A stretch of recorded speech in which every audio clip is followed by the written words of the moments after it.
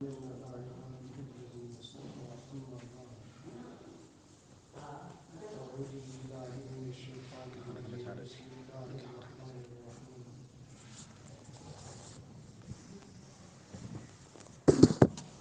إن أولياء الله لا خوف عليهم ولا هم يحزنون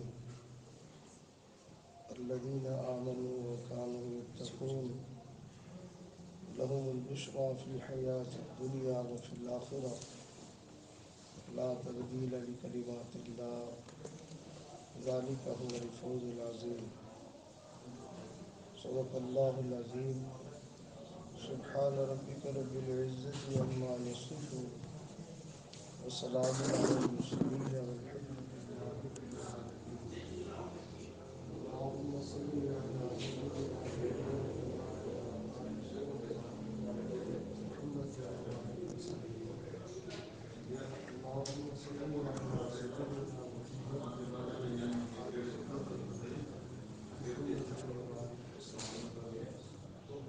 اللهم صل على سيدنا محمد وعلى آل سيدنا محمد وعلى وسلم انسان اس دنیا میں زندگی گزارنے کے لیے کہیں نہ کہیں اپنا تعلق جوڑتا ہے، اس لیے کہ تنہا زندگی گزارنا انسان کے لیے بہت دشوار ہے۔ زندگی کے اندر انسان کو ایسے مسائل اور ایسی مشکلات اور ایسے مراحل سے گزرنا پڑتا ہے کہ جہاں سے انسان کے لیے تنہا وقت گزارنا بہت مشکل ہوتا ہے۔ لوگ اپنے رشتہ داروں کے ساتھ اپنا تعلق بناتے ہیں، لوگ اچھی صفات والے لوگوں کو تلاش کر کے ان کے ساتھ اپنا دوستانہ تعلق رکھتے ہیں، پڑوسیوں کے ساتھ اپنا تعلق بناتے ہیں۔ غرض ہے کہ انسان کہیں نہ کہیں اپنا تعلق بنانے کی کوشش کرتا ہے، اور تعلق بنانے میں انسان اس بات کو مد نظر رکھتا ہے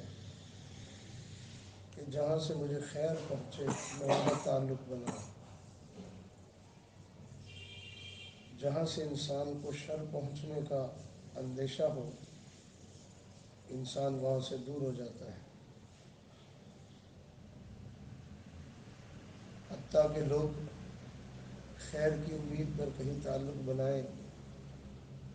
اور اس دوران ان کو پتہ چلے کہ یہاں پر فلاں طرح کا شر موجود ہے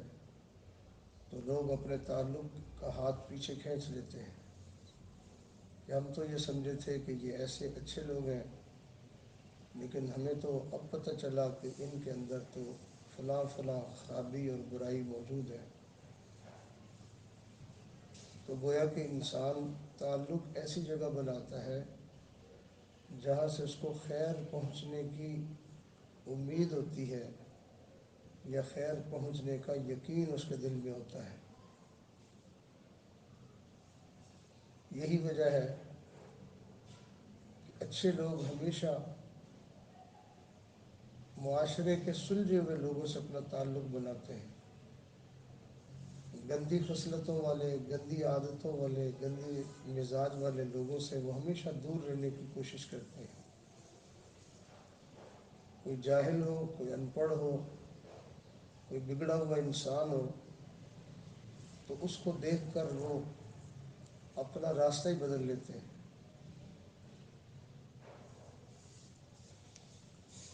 اچھا انسان اگر ان کو کہیں دور سے بھی نظر آئے تو یہ اس کے قریب جانے کی کوشش کرتے ہیں۔ دوسرے آسان لفظوں میں اس کو یوں کہیں کہ اچھے لوگوں کو تلاش کرتے ہیں اور برے لوگ برے لوگوں کو تلاش کرتے ہیں، خیر کو تلاش کرتی ہے اور شر کو تلاش کرتا ہے۔ نیک انسان مجلس میں چلا جائے وہ پوری مجلس میں ایک نظر دوڑاتا ہے، اس کو جس شخصیت میں جس چہرے میں خیر نظر آتی ہے تو وہ پورے مجلس کے لوگوں کو چھوڑ کر اس خیر کے حامل انسان کے پاس پہنچ جاتا ہے، وہ وہاں جا کے بیٹھے گا، وہاں جا کے بات کرے گا۔ اور اسی طرح کوئی شریر انسان اگر مجلس میں آئے تو وہ اہل خیر سے دور بھاگتا ہے، پوری مجمع میں اس کو کوئی اپنے جیسا نظر آئے، کوئی شریر انسان نظر آئے تو یہ جا کے اس کی ہم نشینی اختیار کرتا ہے۔ دنیا میں اللہ رب العزت نے خیر کے متلاشی لوگ بھی پیدا کیے ہیں اور شر والے لوگ بھی پیدا فرمائے ہیں۔ جیسے آپ نے دیکھا ہوگا ایک مکھی ہوتی ہے جس کی طبیعت میں گندگی ہے، وہ سارے خوبصورت جسم کو چھوڑ کر جسم کا وہ حصہ جہاں پیپ ہوگی، جہاں گندگی ہوگی، یہ مکھی اس سارے خوبصورت جسم کو چھوڑ کر اس جگہ کو پسند کرتی ہے اور وہاں جا کے بیٹھ جاتی ہے۔ اسی طرح گلیوں میں، محلوں میں، بازاروں میں، گھروں میں جہاں جہاں گندگی موجود ہوتی ہے یہ مکھی وہاں پہنچ جاتی ہے، وہاں مکھیوں کا ہجوم ہوتا ہے۔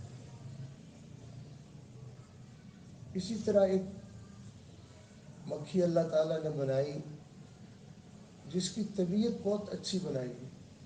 جس کی طبیعت اللہ نے بہت پاکیزہ بنائی، اس کو شہد کی مکھی کہتے ہیں۔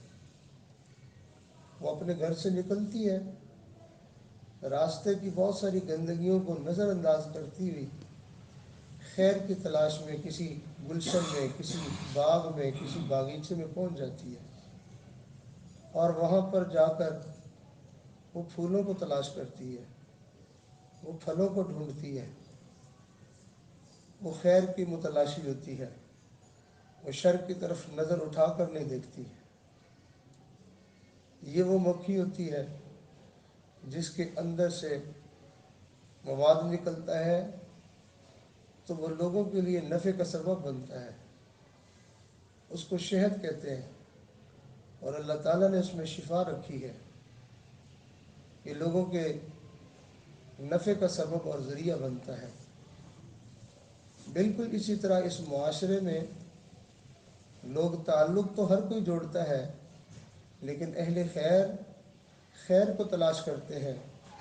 اور اہل شر شر کے متلاشی ہوتے ہیں۔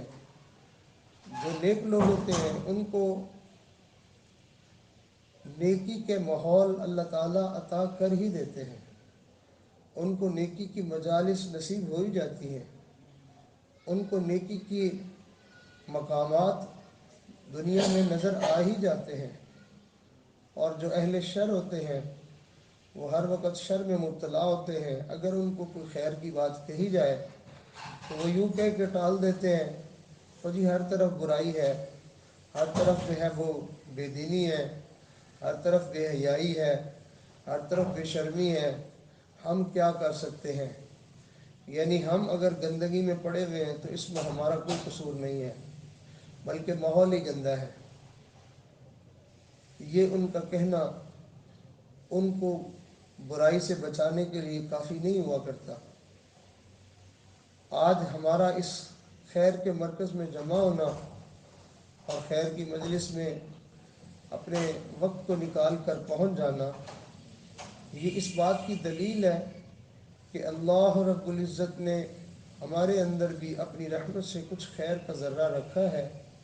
کہ جس خیر کی وجہ سے ہم خیر کی جگہوں کی تلاش میں ہیں، خیر کو ڈھونڈنے میں لگے ہوئے ہیں۔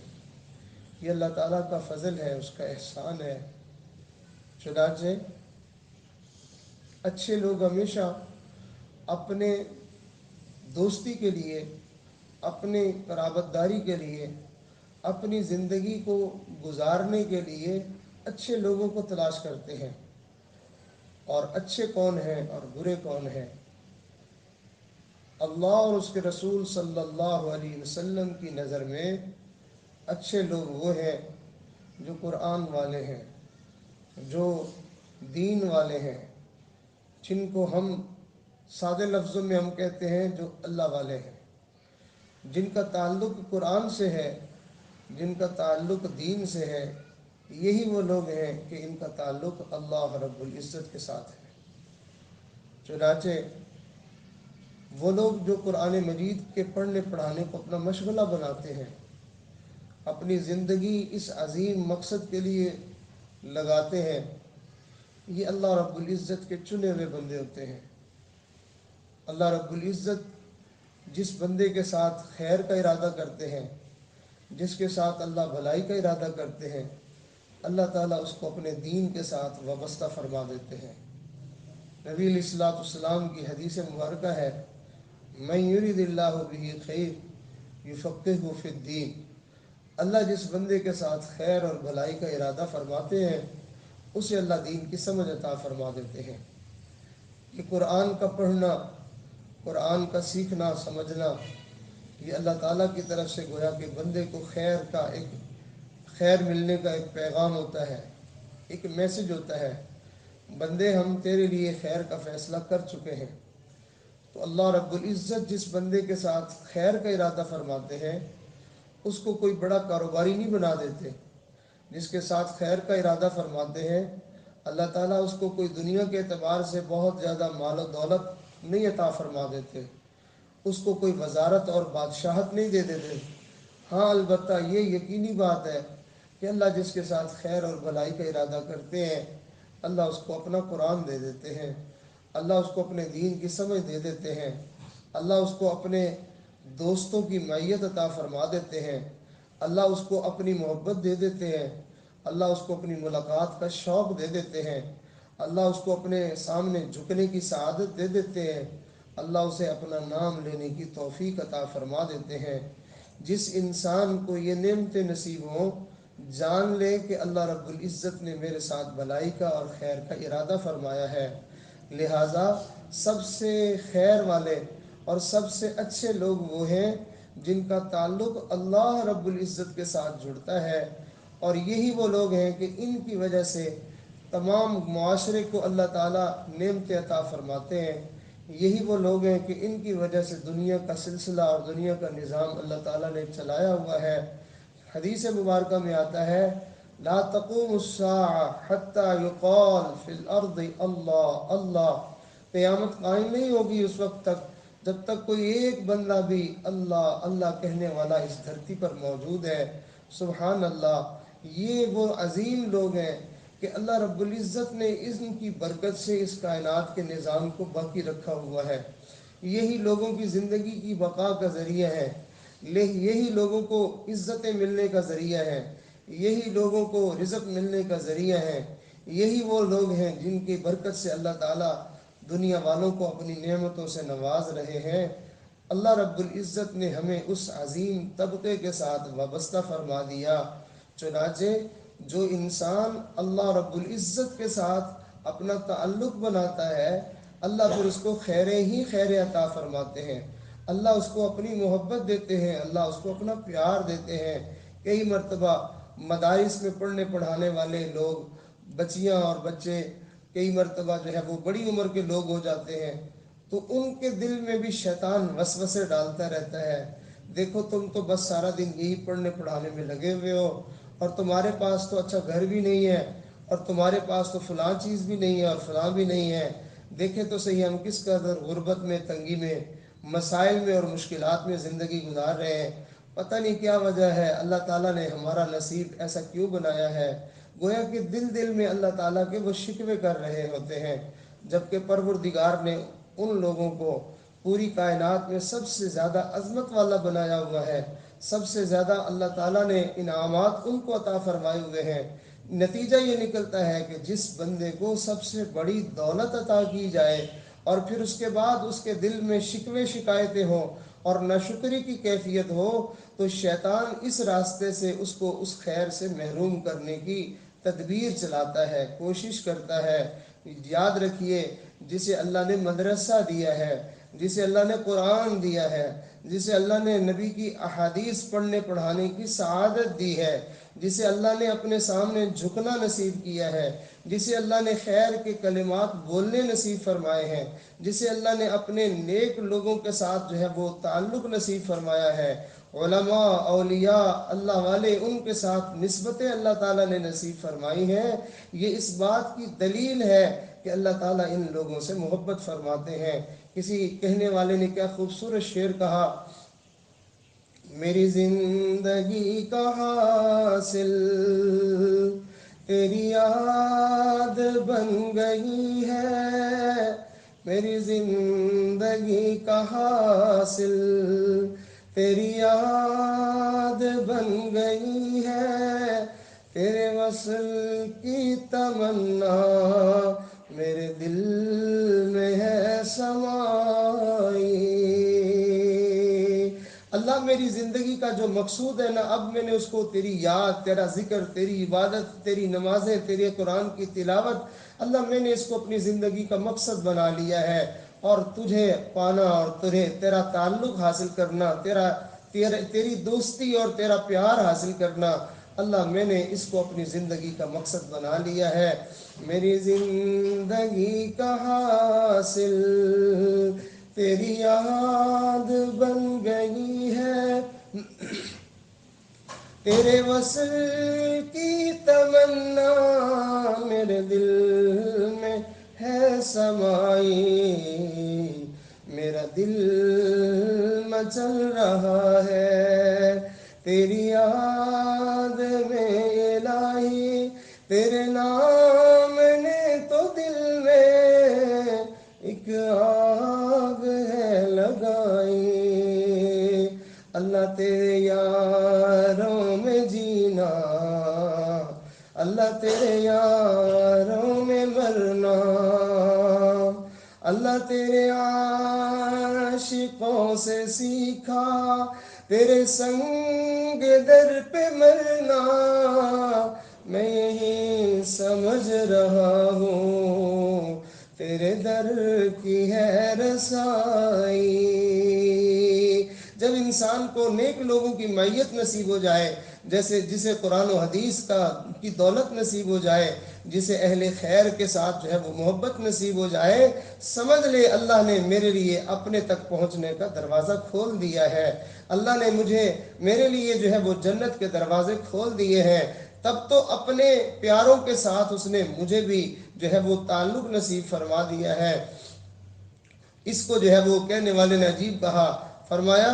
میں فقیر بے نوا ہوں، میں فقیر بے نوا ہوں، سن لو اے دنیا والو، میں فقیر بے نوا ہوں، مجھے مل گئی ہے شاہی، میرا دل مچل رہا ہے، مجھے درد دل ملا ہے، سن لو اے دنیا والو، مجھے در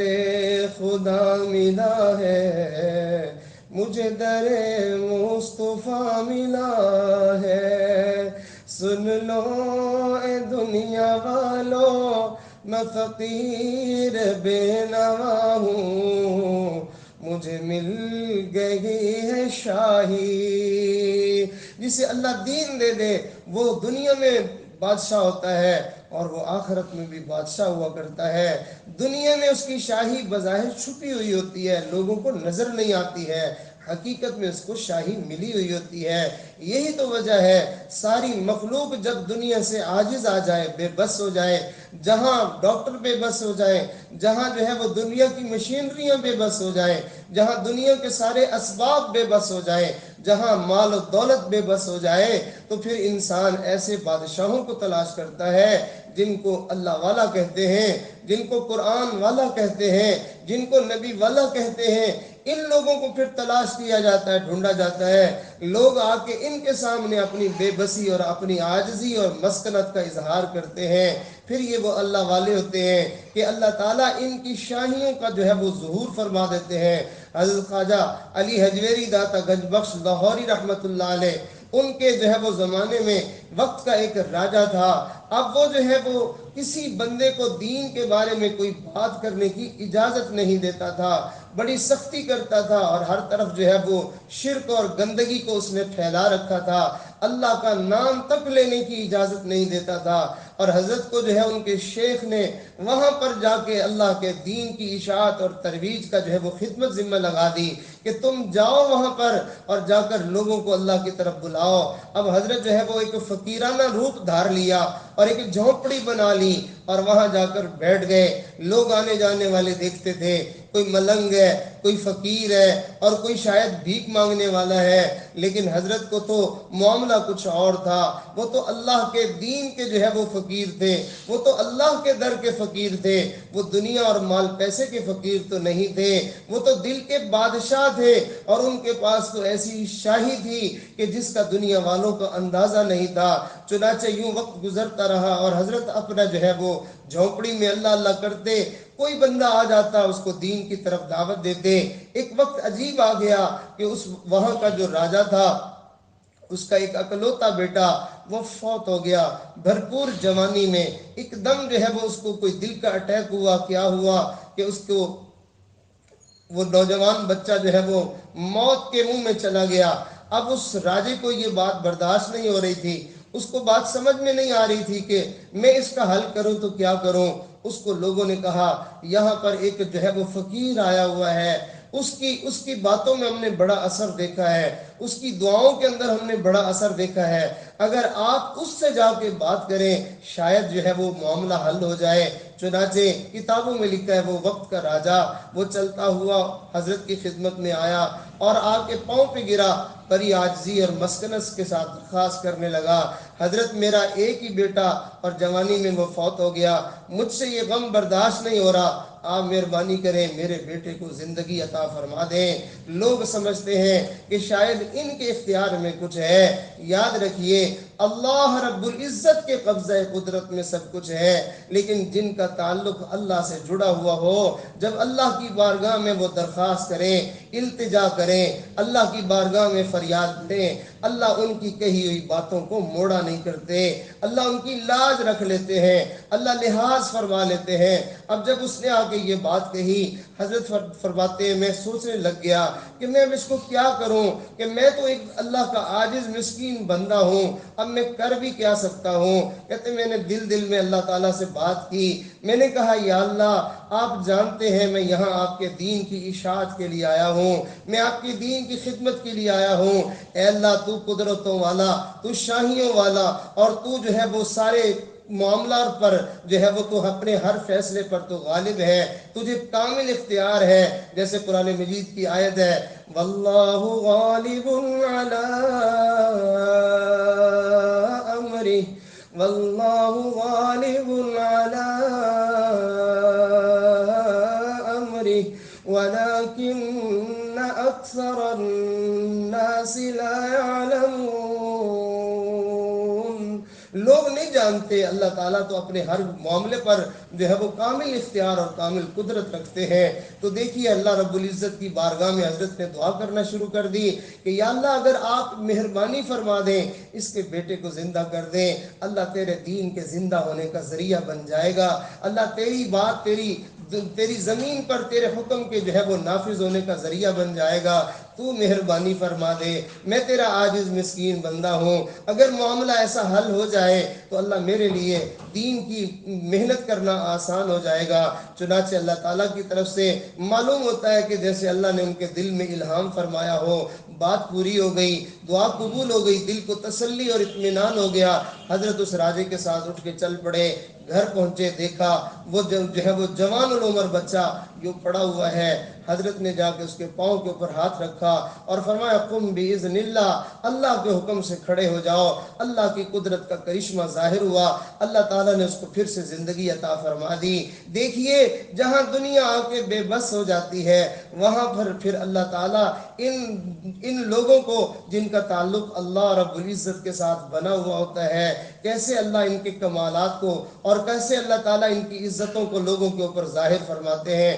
ابھی چند دن پہلے کی بات ہے، ایک بچی جو ہے وہ ایک مولانا صاحب کو روتے ہوئے فون کر رہی تھی اور اس کو سانس لینا مشکل ہو رہا تھا اور روتے ہوئے کہہ رہی تھی اور زبان سے الفاظ نہیں ادا ہو رہے تھے کہ میں یہ لفظ کہوں کیسے۔ کہنے لگی کہ مولانا صاحب میرے والد صاحب جو ہے وہ سکرات میں ہے، نزع کے عالم میں ہے، آپ دعا کریں کہ اللہ تعالیٰ آسانی فرما دے۔ اس کو یہ بات منہ سے نہیں نکل رہی تھی کہ دعا کریں کہ اللہ تعالیٰ آسانی کے ساتھ ان کی روح کو لے لے اور ان کے لیے جو ہے وہ موت کا یہ مرحلہ آسان فرما دے۔ اب جو ہے وہ جب اس نے یہ کیفیت بیان کی، مولانا صاحب نے فرمایا بیٹی تم اللہ کا قرآن پڑھو، ان کے قریب میں کھڑے ہو کے تم سورہ یاسین شریف کو پڑھنا شروع کرو اور میں بھی دعا کرتا ہوں۔ وہیں بیٹھے بیٹھے چند منٹ کے بعد دوبارہ کال آئی کہ ہم نے سورہ یاسین ابھی آدھی بھی نہیں پڑھی تھی کہ اللہ تعالیٰ نے رحمت کا معاملہ فرما دیا، آسانی فرما دی ہے اور اللہ نے ان کی روح کو جو ہے وہ نکلنے میں سہولت فرما دی ہے۔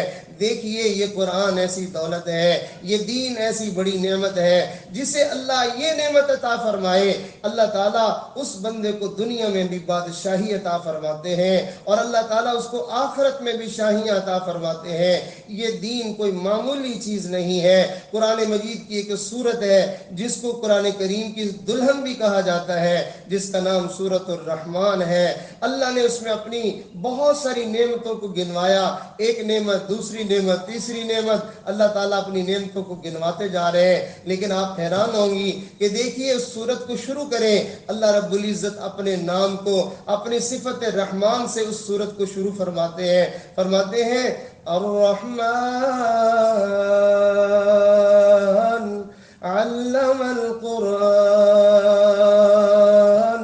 وہ جو سب پر مہربان جس نے سکھایا قرآن۔ سبحان اللہ، معلوم ہوا کہ یہ سب سے بڑی دولت ہے جو اللہ نے انسان کو عطا فرمائی ہے۔ اس لیے جو لوگ مدرسوں کی طرف رخ کرتے ہیں وہ کبھی بھی اپنے دل کے اندر جو ہے وہ چھوٹا پن نہ لائیں، کبھی بھی احساس کمتری کو دل میں جگہ نہ دیں کہ اوہو ہم نے کوئی عہدہ حاصل کیا ہوتا، ہم نے کوئی منصب حاصل کیا ہوتا، ہم نے کوئی عزت حاصل کی ہوتی، ہم نے جو ہے وہ کوئی دولت حاصل کی ہوتی۔ جو دولت اللہ نے آپ کو عطا فرمائی ہے وہ دنیا میں کسی اور کو نصیب نہیں ہوئی ہے۔ جسے اللہ قرآن دے، جسے اللہ دین دے، جسے اللہ علماء کا جو ہے وہ ساتھ نصیب فرمائے، گویا کہ اللہ تعالیٰ نے اس کو اپنی ولایت کے لیے چن لیا ہے، اللہ نے اس کو اپنی دوستی کے لیے چن لیا ہے، اللہ نے اسے اپنی محبت کے لیے چن لیا ہے۔ یہی وہ لوگ ہیں جن کے اوپر اللہ تعالیٰ کی رحمتوں کی برسات ہوتی ہے، جن کی دعاؤں کی وجہ سے دنیا کا نظام چلتا ہے۔ جی ہاں، یہ دین نہ ہوتا، یہ قرآن نہ ہوتا، یہ نبی کی تعلیمات نہ ہوتی، آج لوگ سڑکوں پہ ننگے زندگی گزار رہے ہوتے، آج لوگ کتے بلے کھا رہے ہوتے، آج لوگ جو ہے وہ جانوروں کے پیشاب پی رہے ہوتے، آج لوگ جو ہے وہ حیا کی زندگی نہ گزار سکتے، آج لوگوں کو پاکی ناپاکی کا پتہ نہ ہوتا،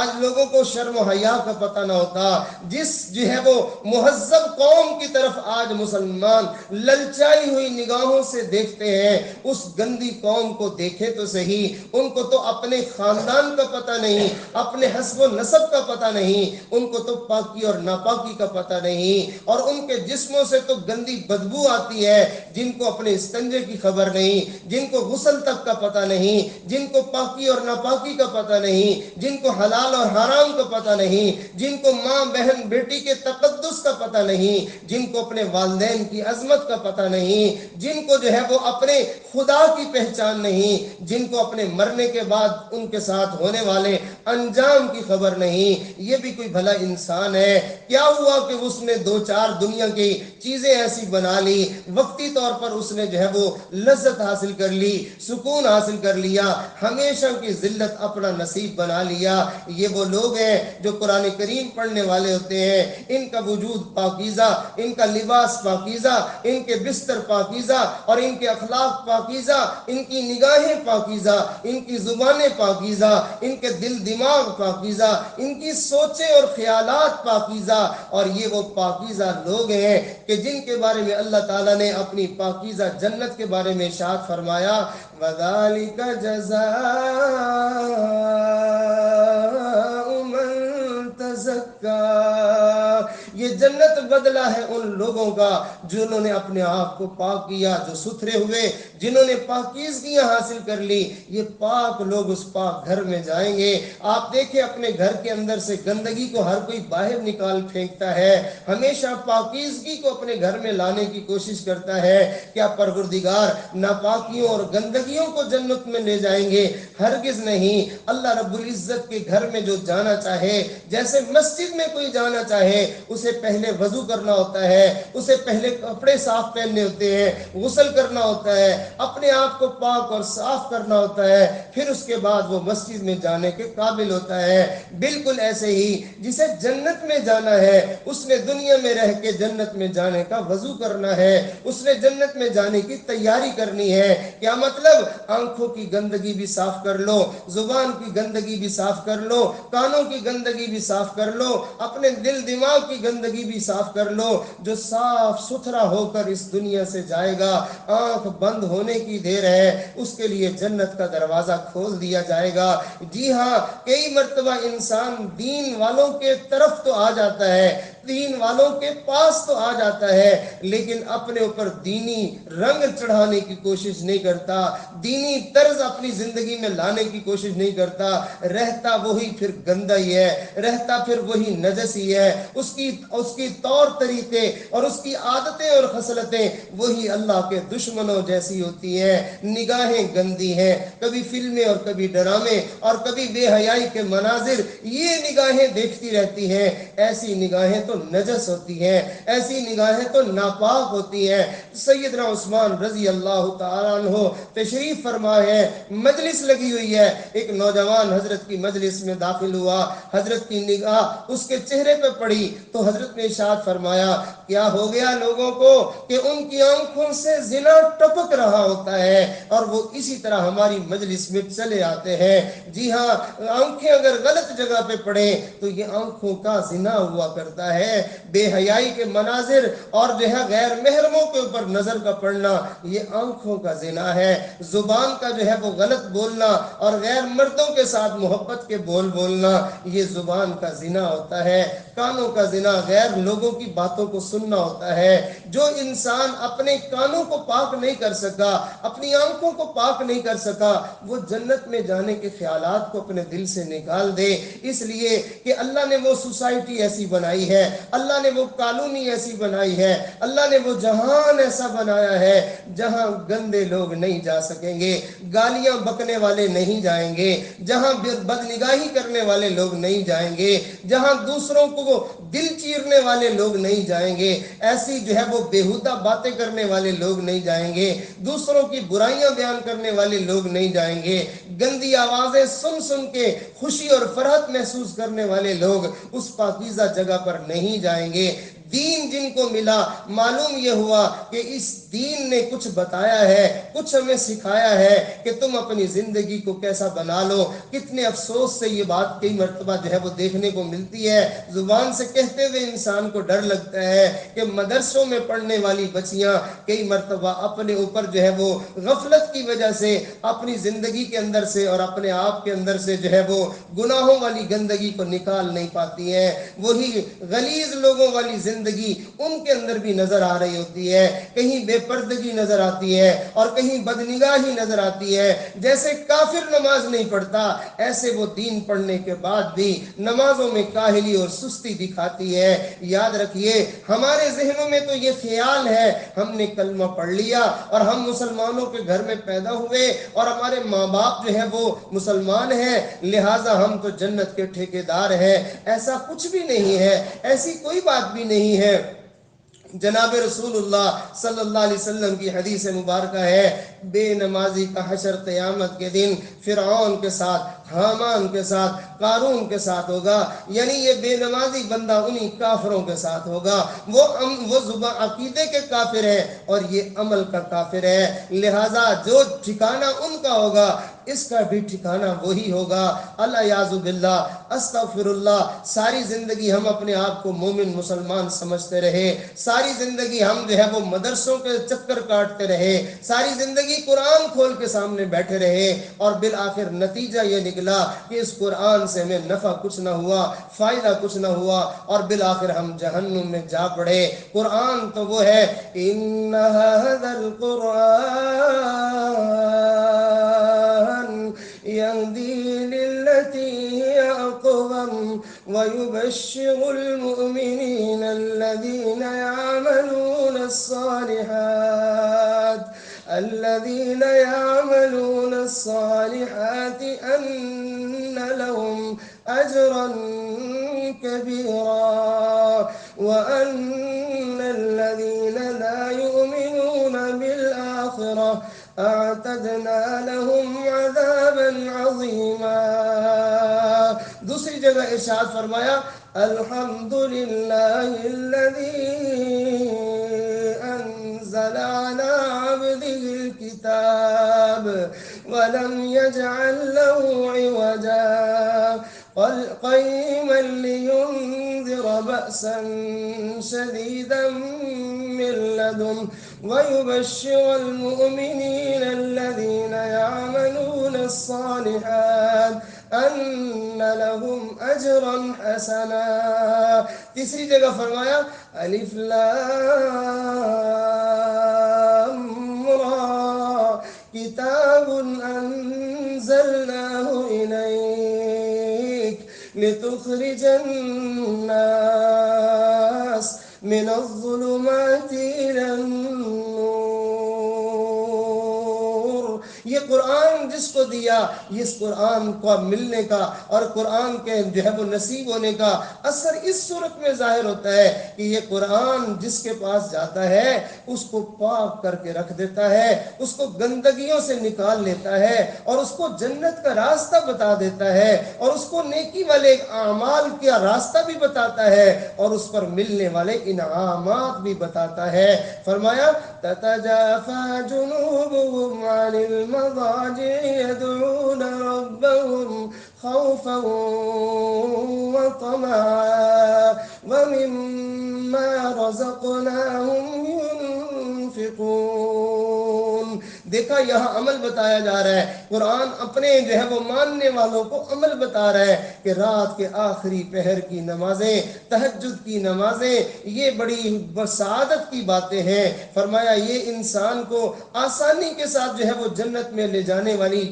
جانے والا عمل ہے، اور پھر اللہ کے راستے میں خرچ کرنا یہ ایک عمل بتایا، اور رات کے آخری پہر کی نماز بتائی، پھر اس کے بعد اللہ تعالیٰ نے اس پر انعام سنا دیا۔ یہ قرآن عمل کرنے والوں کو انعامات کی بشارتیں بھی دیتا ہے۔ فرمایا، فلا تعلم نفس ما اخفی لهم من قرة اعین جزاء بما كانوا يعملون۔ اللہ نے ان کی آنکھوں کی ٹھنڈک کے لیے وہ کچھ تیار کیا ہوا ہے جس کو کوئی نہیں جانتا، جس کو کسی آنکھ نے نہیں دیکھا، کسی کا خیال وہاں تک نہیں پہنچا، کوئی تصور میں نہیں لا سکتا۔ اللہ نے وہ کچھ انعامات تیار کیے ہوئے ہیں۔ اور پھر ارشاد فرما، کیا خیال ہے تمہارا؟ قرآن کو ماننے والا، قرآن کے مطابق اپنی زندگی کو ڈھالنے والا، اپنی عادتوں اور اپنی خصلتوں اور اپنے مزاج اور اپنی طبیعت کو قرآن و سنت کے مطابق بنانے والا، اور اپنی آزاد خیالی اور روشن خیالی اور بد دماغی اور بے حیائی والی زندگی کو گزارنے والا، کیا بھلا یہ دونوں ایک جیسے ہیں؟ افمن کان مؤمنا کمن کان فاسقا، بھلا یہ دونوں ایک جیسے ہو سکتے ہیں؟ کیسے ایک جیسے ہو سکتے ہیں؟ نمازوں کو چھوڑنے والی اور نمازوں کا اہتمام کرنے والی ایک جیسی ہو گئی؟ اگر یہ ایک جیسی ہو گئی تو سارا دین غلط ہو جائے گا، سارا قرآن غلط ہو جائے گا، پھر نبی کے آنے کا مقصد ختم ہو جائے گا، پھر یہ ساری کی ساری باتیں نعوذ باللہ غلط ہو جائیں گی۔ یہ ایک جیسی نہیں ہے۔ یہ با پردہ اور باحیا زندگی گزارنے والی اور بے پرد پھرنے والی اور جو ہے وہ بن سنور کر جو ہے وہ لوگوں کو بے حیائی کے جو ہے وہ طرف دعوت دینے والی، یہ بھلا دونوں ایک جیسی ہے؟ ہرگز ایک جیسی نہیں ہے۔ پاکیزہ زندگی گزارنے والی، گھریلو زندگی گزارنے والی اور بازاری عورت ایک جیسی بھلا کیسے ہو گئی؟ زبان سے خیر کے کلمات نکالنے والی اور گند زبان سے نکالنے والی اور جو ہے وہ رس گھول گھول کے غیر محرموں سے بات کرنے والی اور اپنی زبان کو جو ہے وہ اللہ کے ڈر سے روکنے والی اور اپنے بیوی اپنے جو ہے وہ بچوں اور گھر والوں کے ساتھ محبت اور پیار سے رہنے والی، یہ دونوں عورتیں ایک جیسی تو نہیں ہو سکتی ہیں۔ ارشاد فرمایا افمن کان مؤمنا کمن کان فاسقا لا یستوون، دونوں ایک جیسے ہرگز نہیں ہیں۔ سنو، اما الذین آمنوا وعملوا الصالحات، وہ جو دین والے ہیں، وہ جو ایمان والے ہیں، وہ جو قرآن کے بتائے ہوئے نیک اعمال کو اختیار کرنے والے ہیں، اللہ ان کو کیا ہے؟ اما الذین آمنوا وعملوا الصالحات فلهم جنات المأوى نزلا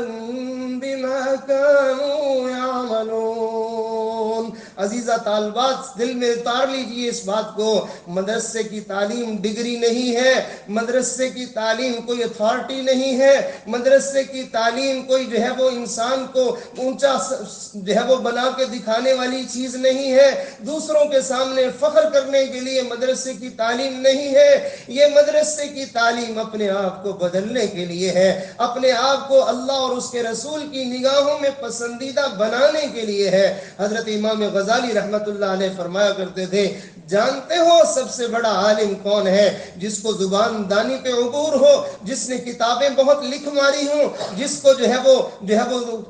بڑے جو ہے وہ باریک مسائل حل کرنے آتے ہوں، جس کو کتابوں کی عبارتیں جو ہے وہ یاد ہوں اور وہ اس کے متون کو یاد کیے ہوئے ہو اور وہ اس کے بڑے باریک باریک جو ہے وہ مسائل ان کو حل کرنا جانتا ہو، اچھی خطابت کرتا جانتا ہو، اچھی تدریس جانتا ہو، فرمایا ہرگز نہیں وہ کوئی بڑا عالم نہیں ہے۔ فرمایا بڑا عالم وہ ہے کہ جس کے اوپر اللہ اور اس کے رسول کی نافرمانی کی جو ہے وہ گندگیاں اور برائیاں اس کے اوپر واضح ہو گئی، جس کے اوپر یہ گناہوں کی برائی جتنی زیادہ واضح ہو گئی کہ خدا کی نافرمانی کرنے سے میرا انجام کیا ہوگا، اللہ کی نافرمانی سے میرا حشر کیا ہوگا، میری اوقات کیا ہے کہ میں اللہ کی نافرمانی کروں۔ فرمایا یہ جو بندہ جس کو یہ علم نصیب ہو جائے وہ سب سے بڑا علم والا ہے، وہ سب سے بڑا شان والا ہے۔ یہی بات قرآن کریم نے بھی ہمیں سکھائی ہے۔ ارشاد فرمایا یا ایھا الناس انا خلقناکم من ذکر وانثى وجعلناکم شعوبا وقبائل لتعارفوا ان اکرمکم عند اللہ اتقاکم ان اللہ علیم خبیر۔ اللہ کے ہاں سب سے زیادہ عزت والا وہ ہے جو سب سے زیادہ پرہیزگار ہے، جو جب سب سے زیادہ اللہ کو ناراض کرنے سے بچنے والا ہے، جو اللہ کی نافرمانیوں سے بچ بچ کے زندگی گزارنے والا ہے، وہ سب سے زیادہ عزت والا ہے۔ اور میں پڑھ رہا تھا حدیث مبارکہ کا مفہوم ہے، فرمایا جو آدمی تنہائیوں کے گناہوں سے اپنے آپ کو نہیں روک سکا، تنہائی کے گناہوں سے وہ نہیں بچتا ہے، اللہ تعالیٰ کو اس کو جلوتوں والے اعمال کی اللہ کو کوئی ضرورت نہیں ہے۔ اللہ اس کے لوگوں کے سامنے والے اعمال کو اٹھا کے اس کے منہ پہ مار دیتے ہیں۔ جو یہی وجہ ہے ارشاد فرمایا متقی بندے کا عمل ہی قبول ہوتا ہے۔ لہٰذا عزیزہ طالبات، زندگی میں محنت کیجئے، اپنی زبانوں کو دین کے مطابق ڈھالیے، اپنی نگاہوں کو مسلمان بنائیے۔ اگر ان نگاہوں نے ابھی تک ٹی وی دیکھنا نہیں چھوڑا، ابھی تک جو ہے وہ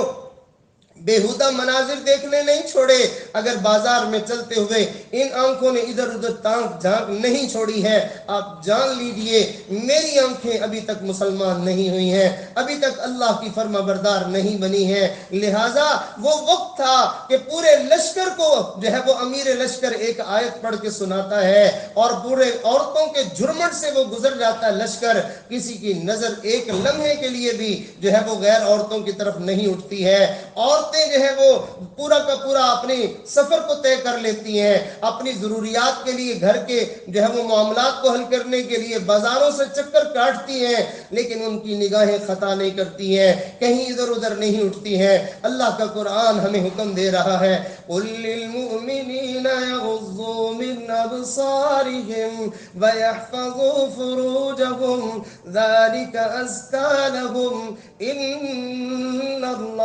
खबीरुम बिमा यस्नऊन। औरतों के लिए फिर अलग से हुक्म दिया, फरमाया वकुल्लिल मुमिनाति यग़ुज़्ज़ुन मिन अब्सारिहिन वयहफ़ज़्न फ़ुरूजहुन। तो अल्लाह रब्बुल इज़्ज़त मर्दों को अलग से निगाहों को झुकाने का हुक्म, औरतों को मर्दों को अलग अलग हुक्म इरशाद फरमा रहे हैं। हम अगर मदरसे की जिंदगी गुजारें, हमारी आंखें पाक नहीं है, मदरसे की जिंदगी गुजारें, जुबान पाक नहीं है, हमारे कान पाक नहीं है, दिल दिमाग के ख्यालात सोचे पाक नहीं है, तो याद रखिए ऐसे नजस और नापाक लोगों का ठिकाना जन्नत नहीं है, गंदगी का ठिकाना जहन्नुम है। अल्लाह ताला जो है वो गंदगी को जलाने वाली जगह पर डाल देते हैं, जैसे हम कूड़ा करकट के ढेर को आग लगा के उसको जला देते हैं, अल्लाह ने भी गंदगी के जो है वो मजमुओं को उनको जलाने के लिए जहन्नुम की आग बनाई हुई है। लिहाजा मुकद्दस हैं वो लोग, मुबारक हैं वो लोग जिन्हें कुरान मिल जाए, अजमत वाले हैं वो लोग जिन्हें दीन मिल जाए। लेकिन सिर्फ इससे मुराद कुरान के अल्फाज नहीं है, अहादीस के सिर्फ अल्फाज नहीं है, सिर्फ उसके सीगे नहीं है, सिर्फ उसकी शुरुआत नहीं है, बल्कि इससे मुराद उसका वो नूर है जो इंसान के सीने में उतर जाए और उसकी जिंदगी के अंदर इनकलाब बर्पा कर दे। वो उतर कर हिरा से सूए कौम आया, वो उतर कर हिरा से सूए कौम आया, एक नुस्ख़े कीमिया साथ लाया, वो बिजली का कड़का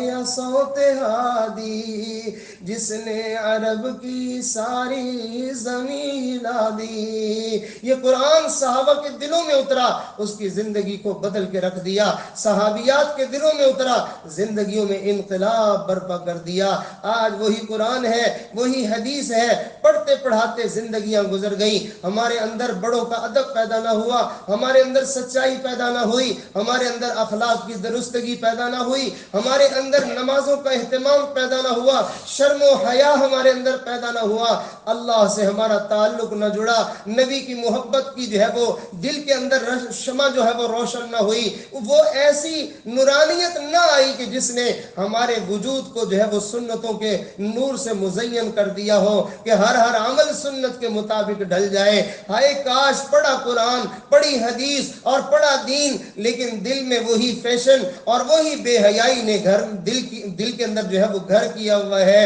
अजमत उसी की उतरी हुई है और दुनिया अच्छी लगती है, बेहयाई अच्छी लगती है और जो है फहाशी अच्छी लगती है। मालूम हुआ कि ये ऊपर ऊपर का कुरान, ये ऊपर ऊपर का दीन, ये ऊपर ऊपर का ईमान, ये हमारी नजात के लिए काफी नहीं होगा, ये हमारी बख्शिश का शायद के सामान ना बन सके। इसलिए सारी वो अजीजा तालबात अपनी इस अल्लाह ताला की अता को जो है वो समझने की कोशिश करें कि परवरदिगार ने आपका क्या इंतखाब किया, अल्लाह ने आपके ऊपर क्या एहसान किया कि सारे मुआशरे में से अल्लाह ने आपको चुना और अपने कुरान को खोल के आपके सामने रख दिया, नबी की हदीस को खोल के आपके सामने रख दिया। जिंदगी के इतने बरसों जो है वो पाकीज़ा माहौल में उलमा की जो है वो गुफ्तगू सुनने में, मुअल्लिमात की जो है वो तालीम और तरबियत में रहने की अल्लाह ने सआदत अता फरमाई, उलमा से ताल्लुक अल्लाह ने नसीब किया, नेक लोगों की सोहबत और मजालिसत मिली, नेक जगहों पे अल्लाह ने आने की तौफीक दी।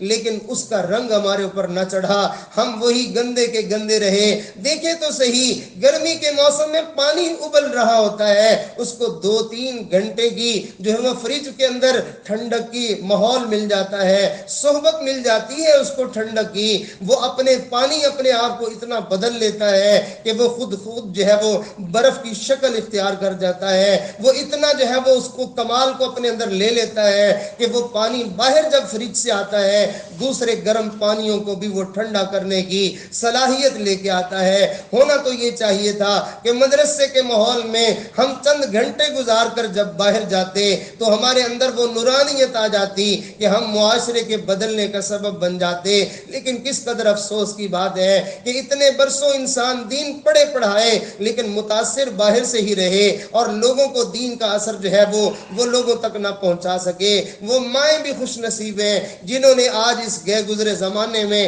اپنی اولادوں کو، اپنی بیٹیوں کو دین کے سیکھنے میں لگایا ہے۔ یہ اس بات کی دلیل ہے کہ وہ جانتی ہیں کہ عظمت دین میں ہے، عزت دین میں ہے، برکت دین میں ہے، نجات دین میں ہے، راحت دین میں ہے اور کامیابی دین میں ہے۔ اللہ رب العزت کے ہاں سرخروئی دین والوں کو نصیب ہوگی، لہٰذا تبھی تو انہوں نے اپنے بچوں کے لیے یہ انتخاب کیا ہے۔ میری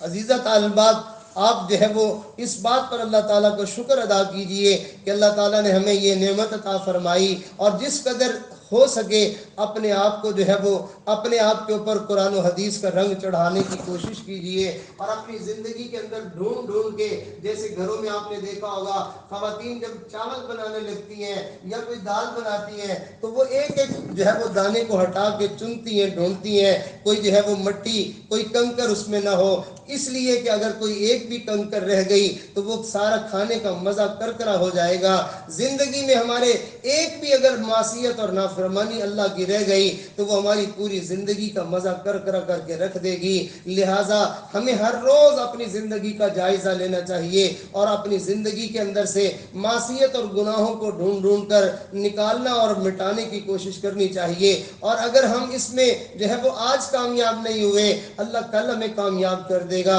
کل نہیں ہوئے پرسوں کامیاب کر دے گا، اور اگر خدا نہ خواستہ ایسا ہوا کہ ہم ساری زندگی بھی اس میں کامیاب نہ ہوئے تب بھی اللہ رب العزت کی رحمت سے امید ہے کہ زندگی گناہوں سے بچانے کے لیے جو بندہ کوشش اور محنت میں لگا رہے گا، اپنے اوپر دین کا رنگ چڑھانے کی محنت کوشش میں لگا رہے گا، اللہ تعالیٰ کی رحمت سے بعید ہے کہ یہ تو پوری زندگی اپنے آپ کو اللہ کا فرما بردار بندہ بنانے کی محنت میں لگا رہے اور کل قیامت کے دن اللہ تعالیٰ اس کو اپنے دشمنوں کی قطار میں کھڑا فرما دے۔ یقیناً جو کوشش کرتا ہے وہ پا ہی لیا کرتا ہے۔ دنیا میں جسے اللہ رب العزت یہ سعادت عطا فرمائے کہ وہ کوشش اور محنت میں لگا رہے کہ میرے اوپر نیکی کا رنگ آ جائے، میرے اوپر قرآن کا رنگ آ جائے، میرے اوپر دین کا رنگ آ جائے، اللہ تعالیٰ اس کو اس مقصد میں کامیابی عطا فرما ہی دیتے ہیں۔ اور اگر پوری طرح سے جو ہے وہ اس میں کامیاب نہ ہوا، کل قیامت کے دن اللہ ان دین والوں کے ساتھ ہمارا بھی حشر فرما دیں گے۔ اللہ رب العزت سے دعا ہے کہ ہمارا یہاں جمع ہونا، یہ کہنا سننا، اللہ ہم سب کے لیے عمل کا راستہ آسان فرمائے۔ وآخر